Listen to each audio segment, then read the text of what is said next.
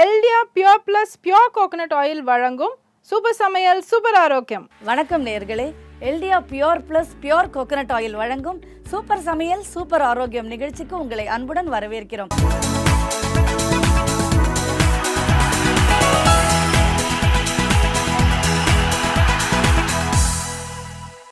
இன்னைக்கு நம்ம ஷோக்கு சிறந்த நியூராலஜிஸ்ட் டாக்டர் நாகராஜன் அவர்கள் வந்திருக்காங்க. அவர்கிட்ட நம்மளுடைய சந்தேகங்கள் எல்லாத்தையும் கேட்டு தெளிவு பெறலாமா? வாங்க நிகழ்ச்சிக்கு போகலாம். வணக்கம் டாக்டர்.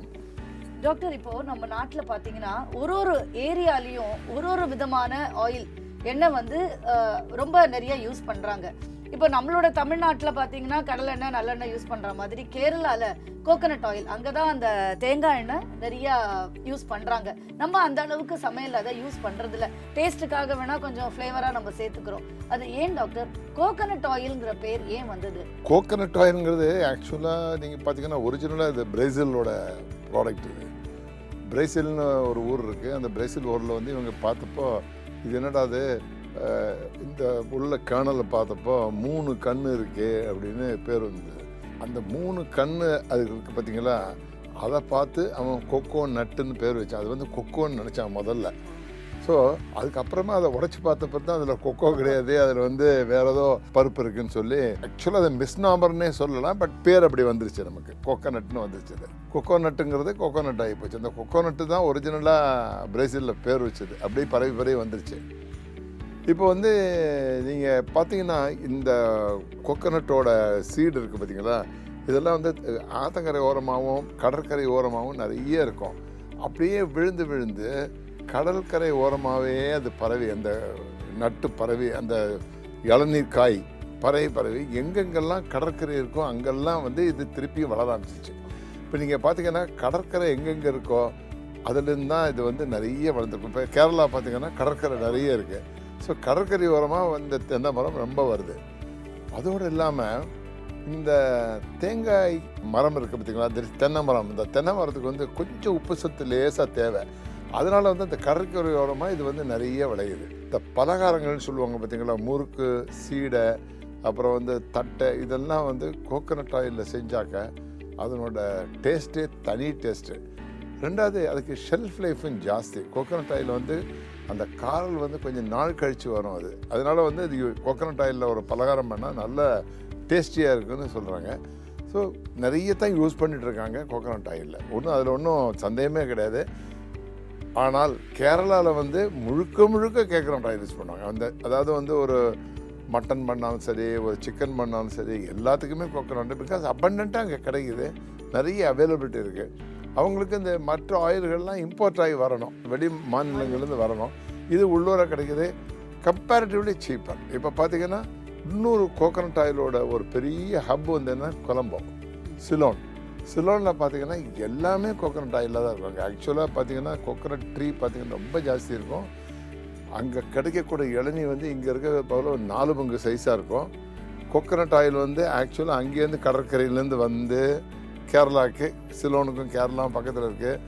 ராமேஸ்வரத்தில் நிறைய இருக்குது. நீங்கள் பார்த்தீங்கன்னா கடற்கரை பூராமே நிறைய, தனுஷ்கோடியில் நிறைய இருக்கும் கோகனட் ட்ரீ இன்னும் இருக்குது. பார்த்தேன்னா டாக்டர், இது ரொம்ப அழகாக சொன்னீங்க. இப்போது மற்ற எண்ணெய்க்கெலாம் நம்ம டிஸ்கஸ் பண்ணும்போது எல்லாத்துக்கும் நம்ம ஆலிவ் ஆயிலேருந்து எல்லாத்துக்கும் நீங்கள் ஸ்மோக்கிங் பாயிண்ட்டுன்னு சொல்லியிருக்கீங்க. அந்த மாதிரி இப்போ இந்த தேங்காய் எண்ணெய் வந்து நல்லா இப்போ பலகாரம்லாம் செஞ்சால் நல்லா இருக்குங்கிறீங்க. இப்போ இதோட ஸ்மோக்கிங் பாயிண்ட் என்ன டாக்டர்? எப்படி ஷெல்ஃப் லைஃப் நிறையா இருக்குதுன்னு சொல்லிட்டீங்க.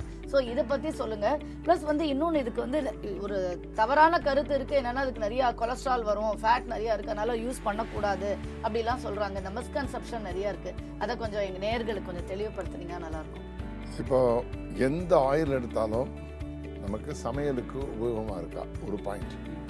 அடுத்தது வந்து அது ஆரோக்கியமானதா இல்லையா. 3வது வந்து விலை சீப்பாக இருக்கா இல்லையா. 4வது கிடைக்குதா இல்லையா. இந்த மாதிரி ஒரு ஃபியூ பாயிண்ட்ஸ் இருக்குது ஒரு ஆயில் வந்து மார்க்கெட்டிங் பண்ணுறதுக்கு முன்னாடி. முதல்ல வந்து சமையலை பற்றி நம்ம பேசுவோம். சமையல் வந்து எப்படின்னு கேட்டிங்கனாக்கா, கோகனட் ஆயிலோட கேரக்டர் வந்து கம்பேர் பண்ணி சொல்கிறேன். ஒரு ஆலிவ் ஆயிலை பற்றி சொல்கிறேன். ஆலிவ் ஆயில் வந்து நீங்கள் வந்து பொரிக்க முடியாது. அதாவது எதுவுமே டீப் ஃப்ரையிங், ஸ்டிர் ஃப்ரையிங்னு இருக்குது. ஸ்டிர் ஃப்ரையிங்னா என்னென்னு கேட்டிங்கன்னா, இப்போ ஒரு உருளைக்கிழங்கு கறி பண்ணுறோம், கொஞ்சம் போல் ஆயில் போட்டு பரட்டுறதுன்னு சொல்கிறோம் பார்த்தீங்கன்னா, அதுதான் ஸ்டிர் ஃப்ரையிங்னு ஆங்கிலத்தில் சொல்லணும். நம்ம இன்னொன்று வந்து டீப் ஃப்ரைங்னா என்னன்னு கேட்டிங்கன்னாக்கா தக்கன்னு கொதிக்க வச்சு அதில் வந்து இந்த வடையை சுடுற மாதிரி, பக்கோடா போடுற மாதிரி, முறுக்கு சுடுற மாதிரி அப்படியே நம்ம பண்ணுறது தான் டீப் ஃப்ரைங்னு பேர். ஸோ ஒரு ஆயில் வந்து டீப் ஃப்ரைங்க்கும் நல்லா இருக்கணும், அதே சமயத்தில் ஸ்டிர் ஃப்ரைங்க்கும் நல்லா இருக்கணும். ஆனால் பெரும்பாலான பலகாரங்கள் வந்து மார்க்கெட்டில் நீங்கள் பாருங்கள், ஒரு கடையில் போனீங்கன்னா நிறைய மிக்சர், பக்கோடா, முறுக்கு எல்லாம் வச்சுருப்பாங்க. ஸோ டீப் ஃப்ரைங்கோட உபயோகங்கள் ஜாஸ்தி. அந்த டீப் ஃப்ரைங்க்கு என்னென்னு கேட்டிங்கனாக்கா முக்கியமாக வர்றது என்னென்னு கேட்டிங்கனாக்கா ஸ்மோக்கிங் பாயிண்ட் இருக்கக்கூடாது, ஃப்ரைங் பாயிண்ட் ஜாஸ்தி இருக்கணும். அது ரெண்டும் இருந்தால் தான் முடியும். ஒரு ஆயிலை கொதிக்க வைக்கிறப்பயே வந்து தங்கன்னு அது ஃப்ளேம் அடிக்க ஆரம்பித்து கறியாக வர ஆரம்பிச்சிச்சுனாக்கா அதை வச்சு நம்ம ஒன்றும் பண்ண முடியாது. அந்த வடை சுடுறதோ இல்லைன்னா முறுக்கு சுடுறதோ அந்த மாதிரி டயத்தில் பார்த்திங்கனாக்கா அது பூராமே வேகாமல் அந்த டெம்பரேச்சர் ஏறி அதை நல்ல முருகடிக்க விடாமல் கஷ்டப்படுத்தும். ஸோ இந்த பிரச்சனை வரக்கூடாதுங்கிறதுக்காக தான் வந்து நாங்கள் வந்து high smoking point, high frying point உள்ள ஆயில் வேணும். கோகோனட் ஆயில் எக்ஸலண்ட் இருக்குது. கோகோனட் ஆயிலோட பாயிலிங் பாயிண்ட் ஜாஸ்தி, ஸ்மோக்கிங் பாயிண்ட் ஜாஸ்தி, ஃப்ரைங் பாயிண்ட் ஜாஸ்தி. ஸோ இந்த ஒரு பெனிஃபிட் கோகோனட் ஆயில் இருக்கிறதுனால சமையலுக்கு இதை விட பெஸ்ட் ஆயில்னு சொல்லுவேன் நான். நிறைய ஆயில் இருக்குது, எல்லாமே ஒரு நல்ல நல்ல குவாலிட்டிஸ் எல்லாத்துக்கும் இருக்கத்தான் இருக்குது. கோகோனட் ஆயிலை பற்றி இன்னும் நிறைய பேச வேண்டியிருக்கு. நீ அடுத்த எபிசோடில் நான் வந்து அது என்ன விவரங்கிறத ரொம்ப டீட்டெயிலாக சொல்கிறேன். எல்டியா pure plus pure coconut oil வழங்கும் சூப்பர் சமையல் சூப்பர் ஆரோக்கியம். டாக்டர், இப்போ சம்மர் சீசன் ஆரம்பிச்சாச்சு.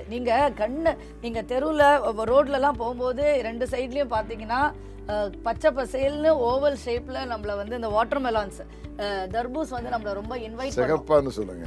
இல்ல, பார்க்க வெளியில பச்சையா இருக்கும், உடைச்சா சிகப்பா இருக்கும், ஒரு கான்ட்ராஸ்ட். எஸ். இப்போ எல்லாரும் பாத்தீங்கன்னா ரொம்ப ஈஸியா அஃபோர்டபுளா எல்லாருமே அதை வாங்கி சாப்பிடுறாங்க. அதோட பலன் என்ன டாக்டர்? அது ஏன் அந்த 2 மாசம் மட்டும்தான் நமக்கு கிடைக்குது? அதை பத்தி கொஞ்சம் சொல்லுங்களேன் நேயர்களுக்கு. தர்பூசணி பழம் எல்லா டைமும் கிடைக்குது. பட் சீசனல் ஃப்ரூட்ஸ்னு சொல்கிற மாதிரி சம்மரில் வந்து அது உன்னோட எக்ஸ்போசிஷன் நிறைய இருக்குது. ஏன்னா அவங்க சீட்லிங்கு சம்மரில் வந்து இது எதிர்பார்த்து விற்கிறதுக்கு அதுக்காகவே வந்து அவங்க சம்மரில் போடுவோம். பட் தர்பூசணி எல்லா சீசன்லேயும் கிடைக்கும். ஆனால் நான் சீசனல் ஃப்ரூட்ஸ்னு சொல்லி பார்த்தீங்கன்னாக்கா வாழைப்பழம் பார்த்தீங்கன்னா சீசன் பூரா வருஷம் பூரா கிடச்சிட்டு இருக்கோம், இயர் ரவுண்டு. ஆனால் மாங்காய் தான் வந்து ஹீட் வேணும். அதனால அந்த மாங்காய் வந்து சித்திரை மாதம்தான் அது கிடைக்கும், சித்திரை மாதம் தான் கிடைக்கும். அதான் மேங்கோ சீசன் சொல்கிறாங்க. அதை கிரேப்ஸ் பார்த்திங்கன்னா எல்லா சீசனும் இப்போ வளர ஆரம்பிச்சிருச்சு. இப்போ கொஞ்சம் கொஞ்சமாக வந்து டேர்ன் ஓவர் பண்ணி எல்லா சீசன்லேயும் எல்லாம் கிடைக்கிற மாதிரி பண்ணுறாங்க. ஸோ இந்த தர்பூசணியை பற்றி நம்ம பேசணும்னாக்க லைட்டஸ்ட்டு, அதே சமயம் வந்து ஒரு சத்து மிகுந்த அது ஒரு ஜூஸ்ன்னு சொல்லி அதை வந்து நீங்கள் ஜூஸ் பண்ணாலும் சரி இல்லை அப்படியே சாப்பிட்டாலும் சரி அதனோட குவாலிட்டி வந்து எக்ஸாம்பிளரின்னு சொல்லி. அதாவது எக்ஸாம்பிளரின்னா என்ன கேட்டிங்கன்னா அது மாதிரி ஒரு சீப் அண்ட் பெஸ்ட்டு கிடைக்கவே கிடைக்காது. இந்த கோடை காலத்தில் நம்ம என்ன பண்ணுறோம், ரொம்ப வேர்க்கிறப்போ வேர்வையோடு சேர்ந்து எலக்ட்ரோலைட்ஸ் சொல்லக்கூடிய சோடியம், பொட்டாசியம் நிறைய வந்து வெளியேறிடுது அதோட. அப்போ மினரல்ஸ் வெளியேறப்போ வந்து நம்ம வந்து வீக்காக ஃபீல் பண்ண ஆரம்பிப்போம். குளிர்காலத்தில் இந்த வேர்வைகள் ஜாஸ்தி வராது. ஸோ அந்த மாதிரி டயத்தில் நமக்கு ரீப்ளேஸ்மெண்ட் நெசசரி. அந்த ரீப்ளேஸ்மெண்ட் வந்து அதோடு இல்லாமல் தாகம் என்று சொல்லக்கூடிய ஒரு உணர்ச்சி இருக்குது பார்த்தீங்களா, அந்த உணர்ச்சியை நம்ம தணிக்கணும். இது ரெண்டுக்கும் சமாளிக்கிறது வந்து இந்த தர்பூசணி பழம் தான். இதோடு இல்லாமல் கேட்டிங்கனாக்கா தர்பூசணிலேருந்து ஒரு பிக்மெண்ட் இருக்குது, அந்த ரெட் பிக்மெண்ட் இருக்குது பார்த்தீங்கன்னா, அந்த ரெட் பிக்மெண்ட் வந்து ஆக்சுவலாக ஆன்டி ஆக்சிடென்ட்.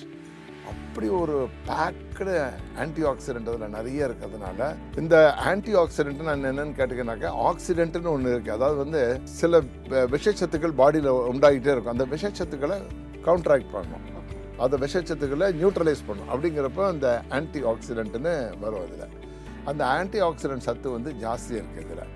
ஸோ பேக்டு ஒரு கிளாஸில் பார்த்தீங்கன்னா ஒரு நாள் பூரா நம்ம எந்த அளவுக்கு கெட்ட சக்திகள் பாடியில் உருவாகுதோ, கெட்ட கெமிக்கல்ஸ் உருவாகுதோ, அந்த கெட்ட கெமிக்கல்ஸை நியூட்ரலைஸ் பண்ணுறதுக்கு இது வந்து பெஸ்ட். இது ஸோ ரொம்ப சீப்பான பழம், நல்ல பொட்டாசியம், சோடியம் அதெல்லாம் உள்ள பழம். ஆனால் சத்துன்னு பார்த்திங்கன்னா அதில் ஒன்றுமே கிடையாது, சத்தே கிடையாது அதில். ஆனால் தண்ணி சத்து நிறைய இருக்குது, ஆன்டி ஆக்சிடென்ட் நிறைய இருக்குது, மினரல்ஸ் நிறைய இருக்குது, எனர்ஜி இந்த மாதிரி நிறையா இருக்குது. இது மாதிரி உள்ள பழங்கள் கிடைக்கவே கிடைக்காது. அதனால் தர்பூசணி பழத்தை இந்த சம்மரில் மேக்ஸிமம் நம்ம யூஸ் பண்ணிக்கணும். இதை தவிர இன்னொரு பாயிண்ட் ஒன்று இருக்குது. எப்படின்னு கேட்டேன்னாக்கா, இந்த தர்பூசணி பழ கொட்டைகள் இருக்குது பார்த்தீங்கன்னா, அந்த கொட்டையை நீங்கள் சேகரித்து அதை வந்து காய வச்சு அதை வந்து நம்ம அரைச்சி தலைக்கு நம்ம எண்ணெய் வச்சு குடிக்கிற பேசினா தலை வந்து ரொம்ப ஷைனிங்காக, முடி வந்து ரொம்ப ஷைனிங்காக வளருதுன்னு ஒரு ஃபைண்டிங்ஸ் இருக்குது. ஸோ அதையும் நான் ரொம்ப பேர்கிட்ட அட்வைஸ் பண்ணியிருக்கேன். அவங்களும் இது யூஸ் பண்ணியிருக்கேன். அதை கூட வேஸ்ட் பண்ணாமல் நம்ம அதை யூஸ் பண்ணலாம். சில பேர் வந்து பார்த்தீங்கன்னாக்கா அதையே வந்து ஒரு குரூப் ஆஃப் பேஷண்ட்ஸ் இருக்காங்க, என்ன பண்ணாங்க, அதை வந்து டிகாக்ஷன் மாதிரி போடுறாங்க. டிகாக்ஷன் மாதிரி போட்டு டீ மாதிரி போட்டு சாப்பிட்றாங்க. ஸோ அதுவும் ரொம்ப எனர்ஜெட்டிக்காக இருக்குது சார்னு சொல்கிறாங்க. இதனால் எந்த கெடுதலும் கிடையாது. ஸோ இதெல்லாம் வந்து மறைந்திருக்கும் உண்மைகள். இன்னொரு ஆஸ்பெக்டில் பார்த்தீங்கன்னாக்கா, இந்த தர்பூசணி பழம் தோல் இருக்குது பார்த்தீங்களா, துவையலாக அரைச்சி சாப்பிட்றாங்க. ஸோ ஒன்றுமே வேஸ்ட் இல்லாமல் இருக்குது. அந்த துவையலாக அரைச்சி அதை வந்து பூசணிக்காய் மாதிரி வெட்டி சாம்பாரில் போட்டு சாப்பிட்றாங்க. ஸோ தர்பூசணி பழத்தில் எதுவுமே வேஸ்ட் கிடையாது, எல்லாமே எடிபிள். நம்ம யூஸ் பண்ணுற விதம் தான். இப்போ நார்த்தில் பார்த்தீங்கன்னா தர்பூசணி பழத்தில் கிரேவி பண்ணி கொடுக்குறாங்க. ஸோ ஒன்றுமே வேஸ்ட் கிடையாது. அதில் நம்ம வந்து தூக்கி எறியாமல் அதெல்லாம் யூஸ் பண்ணால் நல்லது. ரொம்ப அற்புதமான விளக்கம் டாக்டர். இப்போ நம்மளோட important segment tip of the டேக்கு வந்துட்டோம். இப்போ மார்க்கெட்டில் பார்த்தீங்கன்னா கீன்வா அப்படின்னு சொல்லிட்டு ஒரு கிரெயின் கிடைக்குது டாக்டர். அந்த இது வந்து சாப்பிட்டோம்னாக்கா பிளட் சுகர் லெவல் ரொம்ப கம்மியாக இருக்குது, டயபெட்டிஸ்க்கு ரொம்ப யூஸ்ஃபுல்லாக இருக்குது. இன்ஸ்டெட் ஆஃப் ரைஸ் அதை யூஸ் பண்ணலான்னு சொல்கிறாங்க. அதோடைய மருத்துவ குணங்கள் பற்றி சொல்லுங்கள் டாக்டர். மருத்துவ குணங்கள்னு பிரமாதமாக அதில் ஒன்றும் கிடையாது. பட் அது வந்து நல்ல சப்ஸ்டியூட். எப்படின்னு கேட்டிங்கன்னாக்கா, ஒரு டயபெட்டிஸ்காரனுக்கு பசி இருக்கும், மனுஷன்னா பசி இருக்கத்தான் இருக்கும். பசி இருக்கிறப்ப நம்ம வந்து ரைஸ் சாப்பிட்றதோ கோதுமை சாப்பிட்றதோ ஈக்குவல் தான். ரொம்ப பேர் வந்து தவறான கருத்தை என்ன வச்சுருக்காங்க, சார் நான் கோதுமை சப்பாத்தி 4 சாப்பிட்டேம்பாங்க. கோதுமைக்கு ஒரே ஒரு குணம் உண்டு, லோ கிளைசிமிக் இண்டெக்ஸ்னு உண்டு. அதாவது வந்து டக்குன்னு சுகர் ஏறாது, ஆனால் கண்டிப்பாக சுகர் ஒரு ஸ்டேஜில் ஏறத்தான் ஏறும். ஸோ கோதுமைக்கும் ரைஸுக்கும் எந்த வித டிஃப்ரென்ஸும் கிடையாது, எந்த வித வித்தியாசமும் கிடையாது.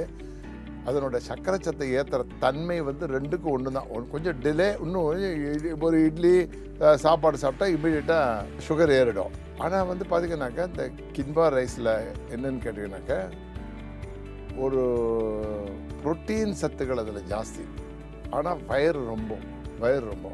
ஸோ அதனால வந்து டயபெட்டிக் பேஷண்ட்ஸ் வந்து வயத்தை ரொப்பறதுக்காக புரோட்டீன் நிறைய கிடைக்கணுங்கிறதுக்காக அது வந்து டேஸ்ட்டு வந்து அவங்கள அக்செப்ட் பண்ணிக்கிறாங்க. டேஸ்ட்டு வந்து கொஞ்சம் வித்தியாசமாக தான் இருக்கும். பட் இருந்தாலும் கூட அது ஒரு நிறைய சப்ஸ்டியூட்னு சொல்லுவோம். அதாவது ரைஸுக்கு பதிலாக நல்ல சப்ஸ்டியூட். ஒருத்தங்க என்ஜாய் பண்ண ஆரம்பிச்சிட்டாங்கன்னா அதை கின்வா வந்து ரொம்ப நல்ல சப்ஸ்டியூட் தான் சொல்லுவேன் அதை. ஸோ அது ஒரு தானியம். அந்த தானியம் வந்து நல்ல தானியம் தான். ரொம்ப நன்றி டாக்டர், ரொம்ப அற்புதமான விளக்கம். என்ன நேயர்களே, நிகழ்ச்சி மிகவும் பயனுள்ளதாக இருந்தது இல்லையா? மீண்டும் அடுத்த வாரம் சந்திப்போம். நன்றி, வணக்கம்.